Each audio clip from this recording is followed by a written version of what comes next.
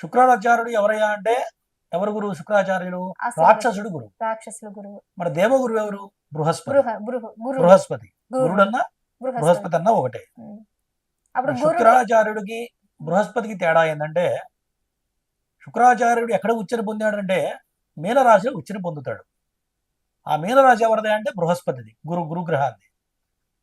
శుక్రస్థానంలో ఉన్నా సరే శుక్రాచార్యుడు ఎక్కడ ఎక్కడ ఉచ్చస్థితిని పొందాడు అంటే గురుస్థానంలో ఉచ్చస్థితిని పొందాడు. మరి ఉచ్చస్థితి అంటే లక్ష్మీ స్థానం. శుక్రుడు ఎక్కడ ఉచ్చస్థితిని పొందాడంటే లక్ష్మీ స్థానం పరమ విష్ణుమూర్తి శ్రీ మహావిష్ణువు దగ్గర పాదాల దగ్గర ఆ ఉచ్చస్థితిని పొందింది. మరి శుక్రాచార్యుడికి బృహస్పతికి తేడా ఏంటంటే శుక్రాచార్యుడు ఎక్కువ ఆలోచిస్తూ ఉంటాడు, కానీ దేవ బృహస్పతి ఏం చేస్తాడంటే తపస్సు చేసుకుంటూ ఉంటాడు. ఆయన దేని గురించి ఆలోచించడు, దేని గురించి ఆయన ఎటువంటి ఇది చేయడు.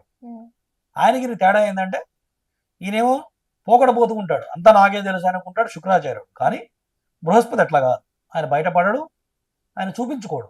ఆయనకి ఈయనకున్న తేడా ఆయన. అంటే దేవతల గురువు అయిన శుక్రాచార్యుడు ఆయన.